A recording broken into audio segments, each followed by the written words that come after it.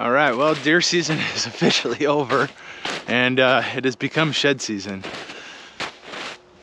Just saw an opossum run in this hole. Anyway, 2022 shed season is upon us, and I immediately start going out looking for sheds, looking for sign. When you've got snow on the ground and it's right after the season, it is the best time to figure out what your local deer herd is doing. And I'm also mentally logging everything because there's a lot of changes I want to make this year. I want to put food in a lot of my spots, more food, and I've got to cut a bunch of access and you know, just readjust, go in and rethink a few of the properties, and now is the perfect time to do it. So anyway, today I'm starting at one of my favorite pieces of property. Got a couple deer I'm looking for right now. I'm looking for two really big 8-pointers. We've got the big 8 that we've been chasing for years. He went from an 8 to a 10, back to an 8. We know for a fact he shed both sides. There's another deer that's really not a resident in this area, but he tends to winter here for whatever reason. Another real nice 8-pointer, and then a few deer that have gone missing, some younger 10-pointers, a few 9-pointers. But anyway, we're just going to pick this property apart. The first time I typically do a walkthrough, I could do all the obvious stuff. I walk a lot of the trails. I just hit the big stuff. It's a very thick piece of property. Everything is a lot of this buckthorn and honeysuckle growth. And what I've found is it's just better to just run these trails first, and then I start getting into the nitty gritty. And then I always go back to the trails, because a lot of times what happens is coyotes will find the antlers in the brush or where they're bedding, and they drag them out to the open or drag them out onto the edges. So anyway, like I said, it's go time. It's shed season. It's one of my favorite times of the year. So we're gonna run this property, and we're gonna see if we come up with a few antlers. Hopefully we do. And yeah, let's go.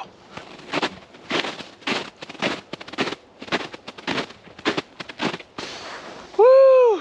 All right, first shed of the year. Here we go. I was walking, actually, a trail, and I could see right through there. I made this little clearing last year. So what I did was I came in here in mega mode, all the brush down, and as you can see, brush grows up, and it's that's 1 year of growth. But every little tip, the deer eat it. The deer are eating the tips off all this stuff. They love this little browse. So anyway, let's see who it is. Oh yeah, it's nice. So big 8, here we go. Check this out.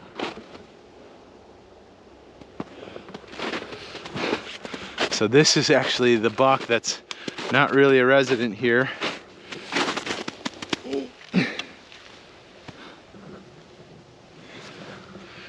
Must have just recently dropped. Bam. We don't really have a name for this deer. He's a really nice deer, older deer. And for whatever reason, he moves in at the end of the season. Last couple weeks, sheds his horns, and then he leaves again as soon as he starts sprouting new ones. But cool, nice antler, I'll take it. First one of the year, bam. Look around here for the match.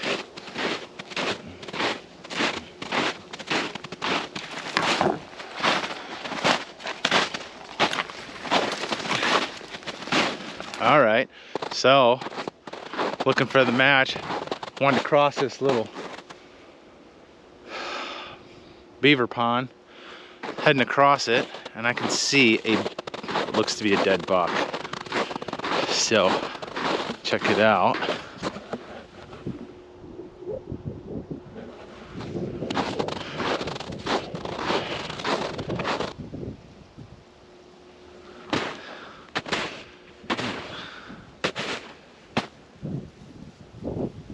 You've got to be kidding me. Holy cow. This deer. Oh.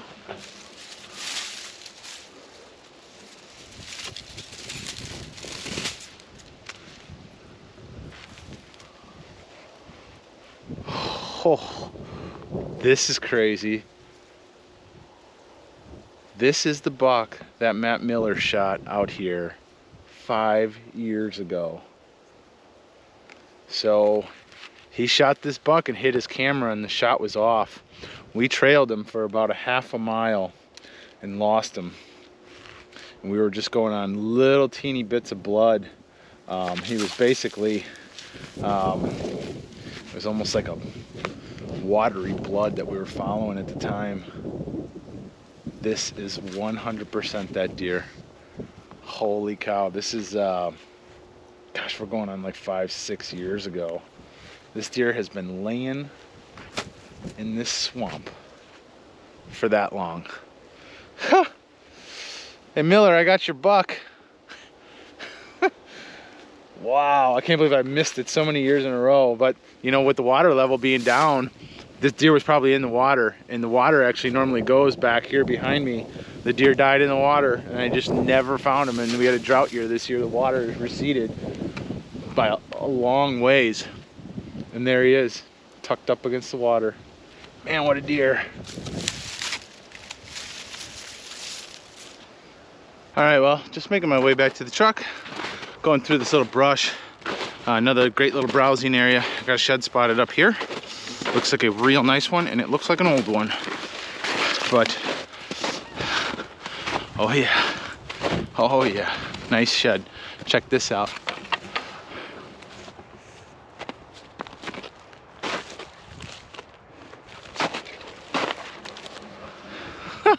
Unbelievable. That's last year's side.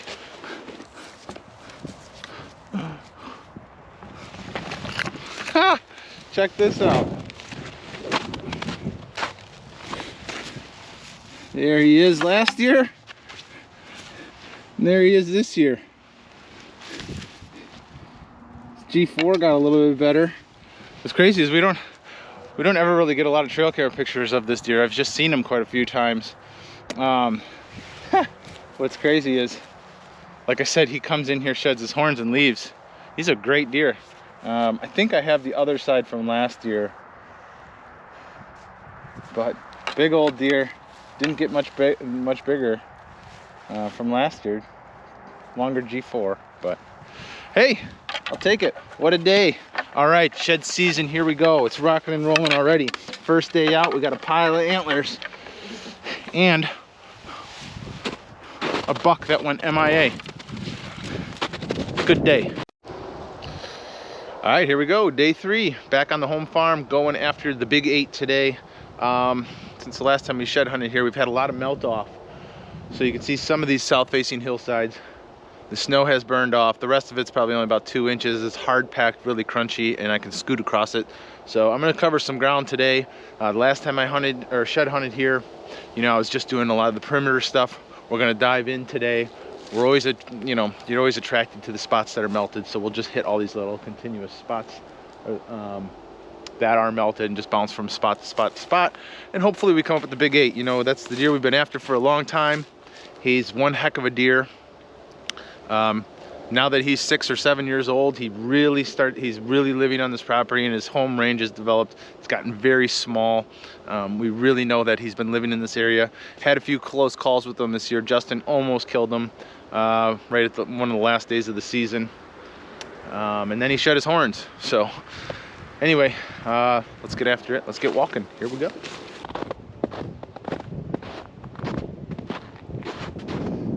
Yeah, baby.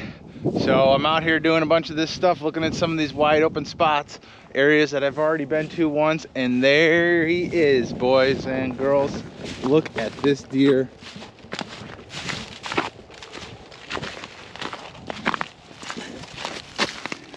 Oh, yeah, the big 8.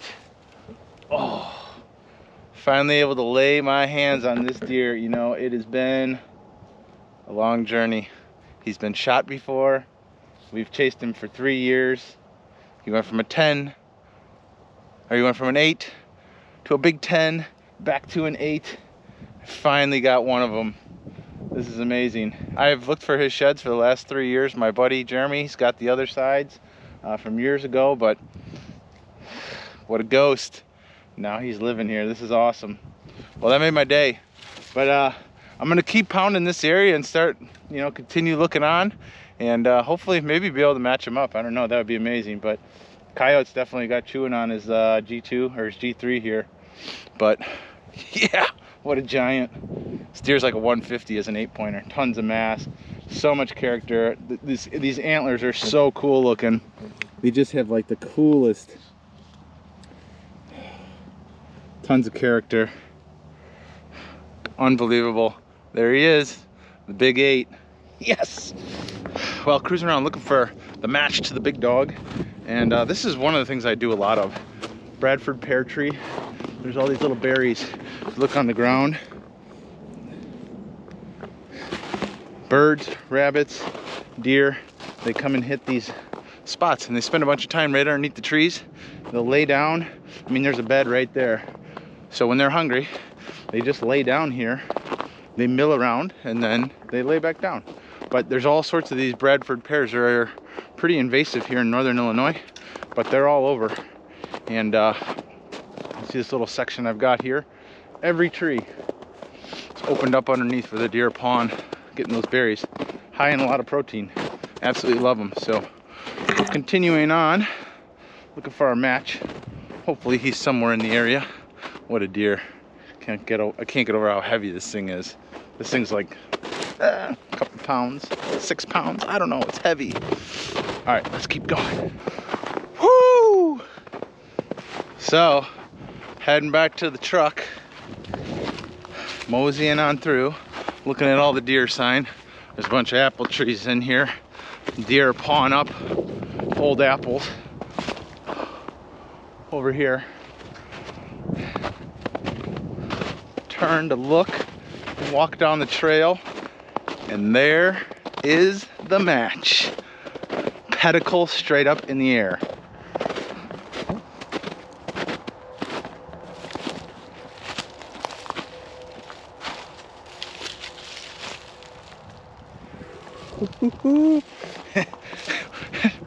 Dead raccoon too.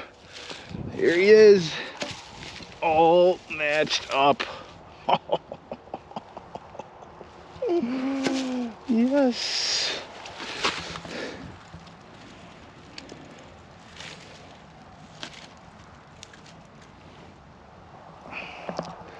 Doesn't get any better than that. All right, well, you know what? What a day. You know, we've got a bunch of snowstorm, or a big snowstorm coming in on Thursday. I'm like, I've got to go one more time and hit this area really hard before all the snow covers up these sheds again and possibly the squirrels start chewing them up. And I was able to come up with the #1 hitless buck that we have on our home farm here in northern Illinois. And I can't be happier. This is just so awesome to lay my hands on this giant set of sheds and this awesome buck. You know, we've tried really hard to hunt this deer this year, and we basically figured out where he was living in this small little woodlot, but he was untouchable. So I got really frustrated, and I think right at the end of December I went in there with my big mega mower and I mowed everything down all in and around this big giant fruit tree right on the edge of where he was bedding, and within 12 hours that deer came out and started feeding, and he was regularly coming into the area during daylight, morning and afternoon. So we had him pretty pinned, and we just didn't want to go in and get to right where he was bedding, and sure enough it worked. We had a lot of encounters with does and some smaller bucks. I never personally laid my eyes on him this year, but right toward the end of the year Justin actually had an encounter, and he almost had him at about 20 yards. He came through the little clearing that we created, and it almost worked, but you know, after that then he shed his horn, so it's kind of game over. He gets the pass to next year. But just an awesome animal. You know, he went from a big 8 to the big 10, which is the 10 that I had an encounter with him last year at 40 yards. It was just too far away, and he was impressive that year. But then he went back to the 8, put on a bunch of mass, and just became, you know, he ruled the roost out here. Every single picture we have of this deer, he's got his ears pinned back and he just walks around like he's ready for a fight. So super cool. Can't wait to get some opportunities at him this year. Hopefully he makes it, and who knows, he might be a big 10, he might be a big 8, he might have double drop tines, you never know. But we got him located as far as where he's living, and we think we've got a plan put together as far as, you know, trying to kill the deer next year. So the shed season's not over, but I'm going to kind of take a temporary break here with the snow coming in. The next time you see me is either going to be shed hunting, or we're going to do a bunch of property management stuff. And you know, this piece of property is loaded with fruit trees, and what we're going to do is we're going to go in there, we're going to prune them, we're going to open all the area up around them so there's a lot of light to come down in, and let the trees grow and potentially, you know, grow as much food as possible. And then we'll also throw in a few little food plots, but we're going to start the clearing and the winter work coming up here next. But anyway, there he is, the Magnificent 8. That's his new name.